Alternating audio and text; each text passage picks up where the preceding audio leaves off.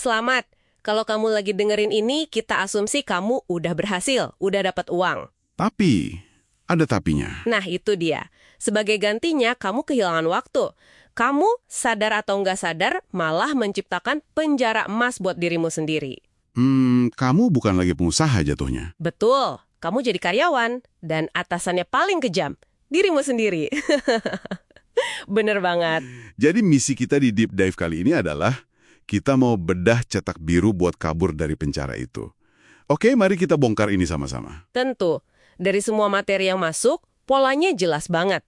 Ada 3 transformasi fundamental yang harus kamu lewati. 3 ya? Apa aja tuh? Pertama, kita sebut aja Kage Bunshin no Jutsu, seni menggandakan diri. Wah, kayak Naruto. Hahaha, persis. Kedua, soal membangun kolam sendiri. Jadi nggak cuma numpang di kolam orang lain. Dan ketiga, ini yang paling penting sih, soal ternak uang. Biar penghasilanmu itu jadi kebebasan beneran. Oke, nama-namanya keren. Kita mulai dari yang pertama, Kage Bunshin. Sumber-sumber ini bilang, musuh terbesar kita pas mau scale up itu bukan modal, tapi... Ego ya? Ya. Pikiran, kalau dikerjain orang lain nggak bakal sebagus gue. Nah, Pikiran itu ternyata harganya mahal banget. Ada satu sumber yang kasih hitungan, ini beneran kayak tamparan sih. gimana tuh hitungannya? Kalau penghasilanmu katakanlah 20 juta sebulan dari 200 jam kerja, artinya 1 jam waktumu itu nilainya 100 ribu rupiah. Oke, masuk akal. Terus pas kamu habisin 1 jam buat desain Canva, yang sebetulnya bisa dikerjain orang lain seharga 20 ribu, kamu itu sebenarnya lagi rugi 80 ribu. Gila kan? Tepat sekali. Itu dia. Itulah kenapa kamu nggak boleh jadi CEO murahan. Solusi praktisnya ya mulai aja dengan virtual assistant atau VA. Mulai dari VA ya? Iya, cari orang buat ngerjain tugas yang paling ngebosenin dan berulang. Dan kuncinya biar delegasi ini berhasil, SOP-nya simpel aja. Gimana tuh? Cukup rekam layarmu pas lagi ngerjain tugas itu, sambil jelasin prosesnya. Udah kasih videonya ke VA kamu. Selesai. Kamu baru aja mengkloning otakmu buat tugas itu. Tunggu, kedengarannya kok hampir terlalu mudah ya.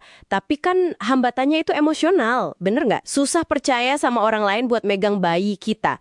Apa video SOP sesimpel itu bisa ngatasin rasa takut itu? Pertanyaan bagus banget. Kuncinya gini, mulailah dari tugas yang risikonya paling rendah. Contohnya? Jangan langsung serahin akun bank dong. Mulai dari balesin DM, riset konten, atau transkrip video, hal-hal kecil. Nanti, pas kamu lihat tugas-tugas itu beres tanpa kamu, kepercayaanmu itu bakal tumbuh sendiri. Oke, masuk akal. Jadi kita udah bisa cloning diri, tapi punya banyak waktu luang juga nggak ada artinya kalau bisnis kita rapuh kan? Nah, di sini nih sumber-sumbermu nyinggung bahaya media sosial. Betul. Mereka nyebutnya membangun istana di atas tanah sengketa. Tanah sengketa ya? Maksudnya followers itu bukan punya kita, tapi punya Mark Zuckerberg gitu. Persis, algoritma bisa berubah, akun bisa kena suspend, dan bisnismu bisa lumpuh dalam semalam. Makanya, kamu harus pindahin audiens dari tanah sewaan ke tanah hak milik. Database email atau nomor WhatsApp. Itu dia asetmu. Di sana, jangkauanmu 100%, bukan 5% kayak di medsos. Caranya, kasih sogokan halal atau lead magnet. Tawarkan sesuatu yang gratis tapi bermanfaat banget sebagai ganti data kontak mereka. Soal lead magnet ini aku jadi kepikiran. Bukannya ada resiko kita cuma ngumpulin pemburu gratisan yang nggak bakal pernah beli apa-apa? Nah, itu dia jebakannya.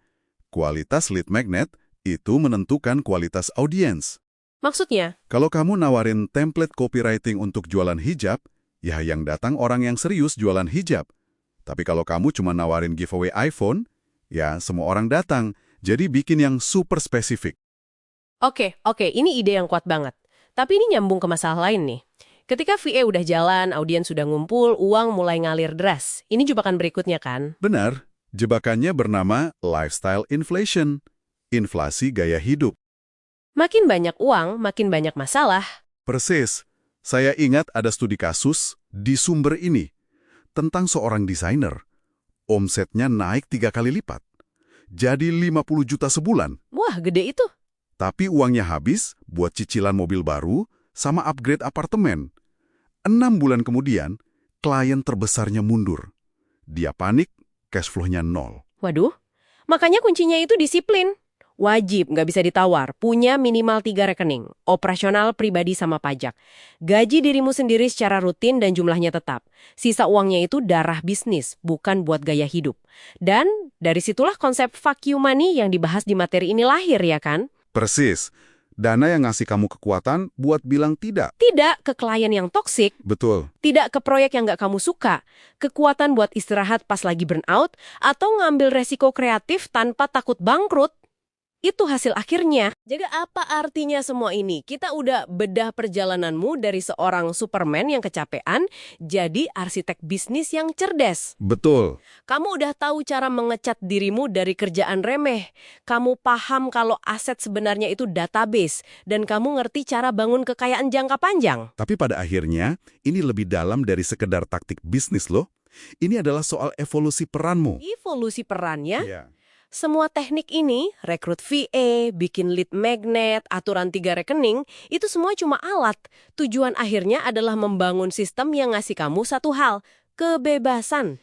Kebebasan. Sumber ini ditutup dengan sebuah refleksi tentang jiwa, bukan lagi soal bisnis. Jadi kami mau ninggalin kamu dengan satu pertanyaan ini. Apa itu? Jika mesin bisnismu sudah berjalan, trafik sudah deras, dan uang bukan lagi masalah utama, kebebasan yang baru kamu dapatkan itu sebenarnya akan kamu gunakan untuk apa?